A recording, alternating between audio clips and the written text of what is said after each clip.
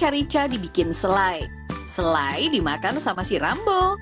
Dulu sekarang hari ini bakal jalan-jalan ke Wonosobo.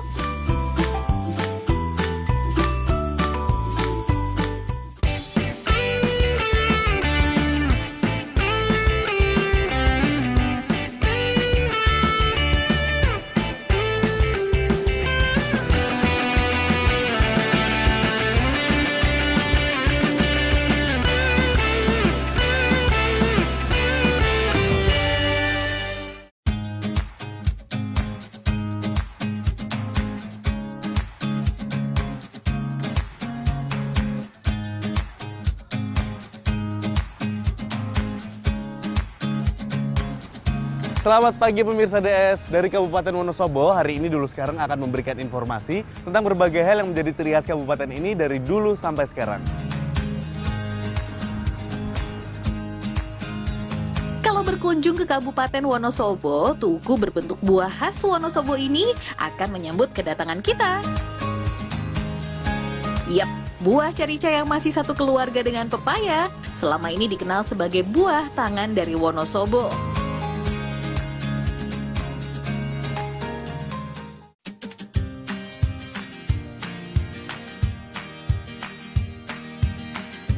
Perkebunan buah carica banyak dijumpai di bagian utara Kabupaten Wonosobo, tepatnya di dataran tinggi Dieng.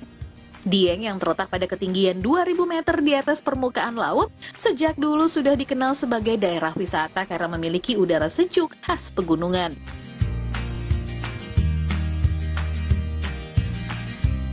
Karena masih satu keluarga, nggak heran ya kalau carica memiliki bentuk pohon yang mirip dengan pohon pepaya.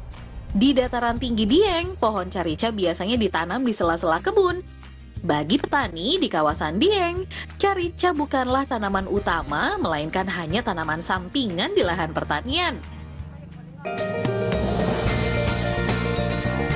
Karena bukan tanaman utama alias tumpang sari, pohon carica tidak memerlukan perawatan khusus.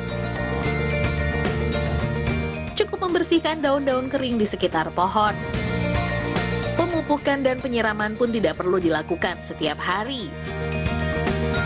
Sekilas, buah carica seperti gabungan buah pepaya dan buah belimbing. Kualitas carica yang baik pun bisa dilihat dari tonjolan buah yang disebut belimbingan oleh para petani.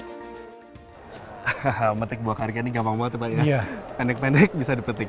Nah Pak, kalau buah karika ini kan sebenarnya sudah ada sejak dulu di Dieng. Iya, iya. Nah apakah dulunya pun sudah dibudidayakan seperti sekarang? Belum.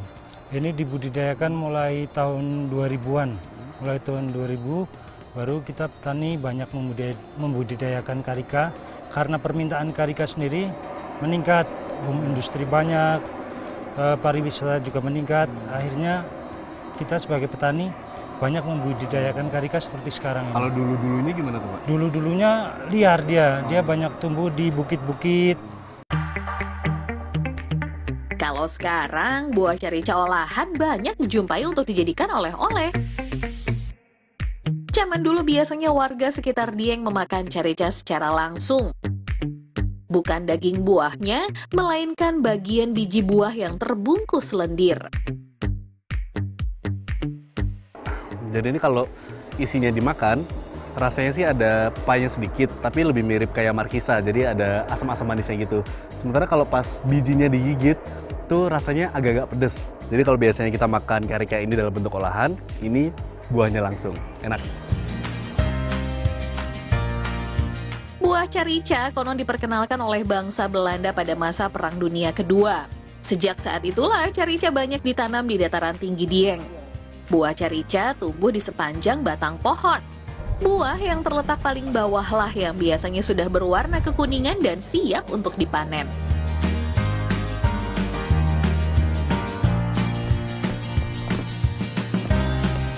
Dalam satu pohon, buah carica tidak matang secara bersamaan. Makanya, setiap hari selalu ada saja buah carica yang bisa dipanen. Dalam sehari, buah carica yang bisa dipanen di satu kebun bisa mencapai 500 kg. Karena termasuk dalam tanaman perdu, pohon carica biasanya hanya berukuran 1 hingga 3 meter.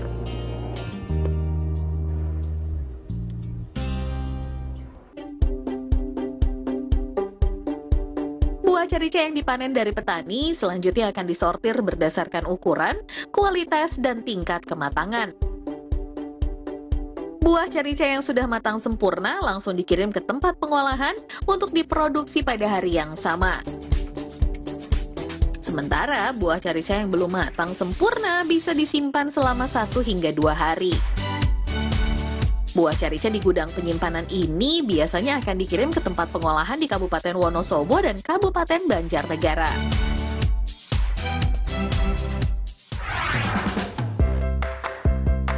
Sebelum diolah menjadi oleh-oleh, buah caricanya dicuci dulu ya.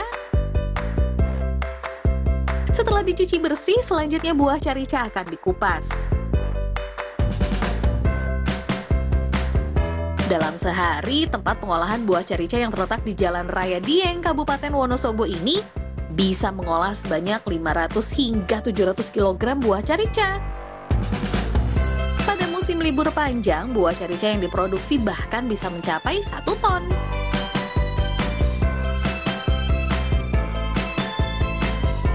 Buah carica yang sudah dikupas kemudian dicuci dan diiris menjadi 2 bagian.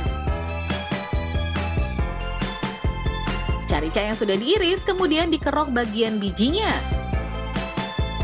Bagian buah carica yang diolah memang daging buahnya, tapi bagian bijinya pun nantinya akan diolah kok. Jadi nggak akan terbuang sia-sia. Selanjutnya, buah carica dicuci sampai bersih supaya tidak ada getah yang masih menempel pada daging buah. Daging buah carica yang sudah dicuci kemudian diiris kecil-kecil. Pengolahan buah carica di pabrik ini sudah dimulai sejak awal tahun 2000 silam. Dulu, buah carica olahan belum marak dijadikan oleh-oleh. Seiring berjalannya waktu, bersamaan dengan berkembangnya Dieng sebagai lokasi wisata, olahan buah carica banyak dicari oleh wisatawan. Pagi Bu. Nah ini buah karikanya udah mau direbus. Karena ini tempat produksi, saya harus pakai topi dulu biar sama kayak si Ibu. Tadi kan kita udah ngicipin gimana rasanya biji buah karikanya. Nah sekarang saya mau nyobain daging buahnya, rasanya kayak apa sih? Cobain ya Bu ya. Kayak apa nih rasanya? Ini sih rasanya masih tawar. Ada aroma khasnya dikit tapi cenderung tawar. Kalau dari teksturnya sih mirip kayak jamu monyet menurut saya. Cuma kalau jamu monyet itu kan asem banget, nah ini tawar. Ya, saya baru pertama kali nyobain beginian. Waktunya kita merebus buah caricanya nih. Gak perlu waktu lama kok pemirsa. Cukup direbus selama 5 menit, buah carica sudah bisa diangkat.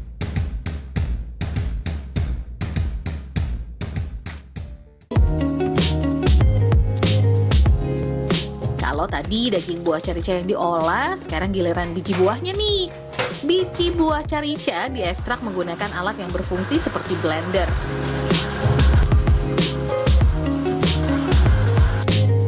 Alat ekstraksi akan menghasilkan isi buah dalam bentuk cairan kental. Cairan kental hasil ekstraksi biji carica kemudian akan disaring hingga menghasilkan cairan yang lebih encer. Ampas penyaringan masih bisa dimanfaatkan sebagai bahan pembuat selai.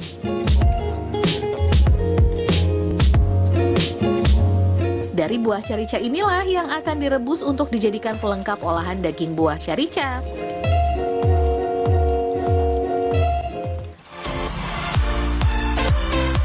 Setelah bahan utama sudah diolah, sekarang waktunya pengemasan. Potongan daging buah dimasukkan ke dalam kemasan kap plastik dengan ukuran seberat 70 hingga 80 gram. Selanjutnya, tuangkan sirup hasil ekstraksi biji carica. Dulu pada awal pabrik ini beroperasi, pengolahan buah carica dilakukan secara sederhana di teras rumah. Tapi siapa sangka, setelah belasan tahun berlalu, sekarang pabrik pengolahan carica ini menjadi salah satu pabrik carica terbesar di Kabupaten Wonosobo. Proses produksi olahan buah carica belum selesai nih pemirsa. Setelah dikemas, olahan buah carica akan dipanaskan pada suhu 85 derajat selama 40 menit. Pemanasan ini dilakukan supaya olahan buah carica bisa tahan lama tanpa bahan pengawet. buah carica khas Wonosobo nggak cuma berupa koktail kayak tadi ya. Kali ini kita akan membuat selai yang terbuat dari ampas ekstraksi biji carica dan daging buah carica yang dihaluskan. Kedua bahan tadi dimasak hingga mendidih dan ditambahkan gula pasir. Aduk-aduk terus sampai mengental. Selai carica merupakan salah satu pengembangan olahan buah carica, terutama saat panen buah carica melebihi kapasitas produksi. Sekarang, olahan buah carica pun tak terbatas pada koktail, selai, maupun sirup. Buah carica juga diolah menjadi bermacam-macam produk seperti keripik, manisan, hingga coklat yang dijual mulai dari harga Rp2.000 hingga Rp25.000.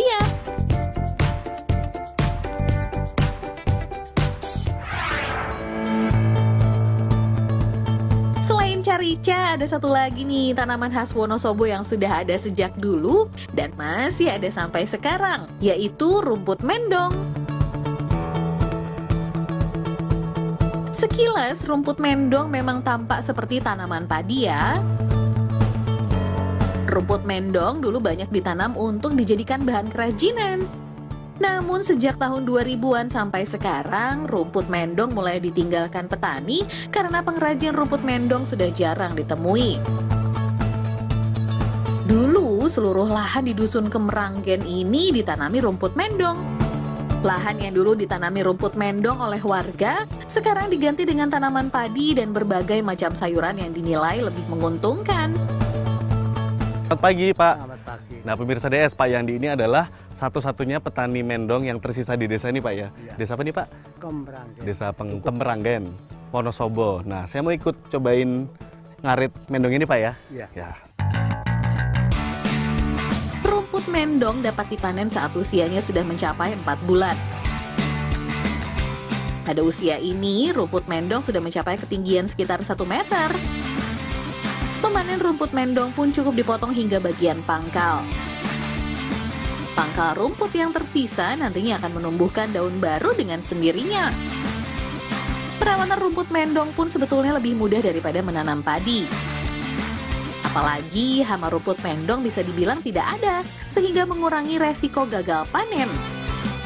Hanya saja pembelian rumput mendong sekarang sangat terbatas sehingga sulit untuk memasarkan hasil panen. Aduh, ntar ya, Pak ya. Aduh, karena nggak biasa, saya ngaritin begini aja. Udah capek nih, baru bentar doang.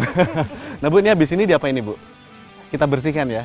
Nah, kita mau lihat gimana caranya si Ibu ngebersihin rumput-rumput yang kayak gini. Ambil rumput mendong secukupnya, kemudian digoyang-goyang. Rumput kering yang berada di antara rumput hijau akan rontok dengan sendirinya. Selanjutnya, rumput kering yang masih tersisa harus dipisahkan dari rumput hijau secara manual. Rumput hijau yang sudah dipisahkan harus dibasahi dulu nih pemirsa. Nggak perlu disiram air, rumput mendong cukup dibasahi dengan cara dipercikan air.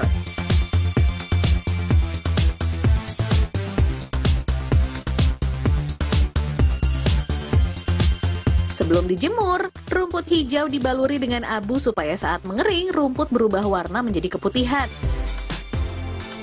Dulu, rumput yang masih hijau pun sudah dilirik oleh para pengepul. Tapi sekarang hanya rumput yang benar-benar kering yang laku dijual seharga Rp2.000 per ikat. Sebelum jadi kerajinan ternyata prosesnya panjang banget. Dan ini adalah rumput yang udah dijemur 2 hari. Ini pun belum bisa dijadikan bahan kerajinan. Ini masih perlu dicuci lagi, dijemur lagi, dicuci lagi, dijemur lagi sampai 3 kali. Baru bisa dijual ke pasar dan jadi bahan kerajinan. Faktor cuaca juga mempengaruhi berapa lama rumput harus dijemur. Pada musim hujan, proses penjemuran rumput mendong bisa memakan waktu lebih lama. Setelah memanen rumput mendong, habis ini kita lihat yuk kerajinan tikar mendong yang dulu menjadi salah satu primadona di Kabupaten Wonosobo. Stay tune!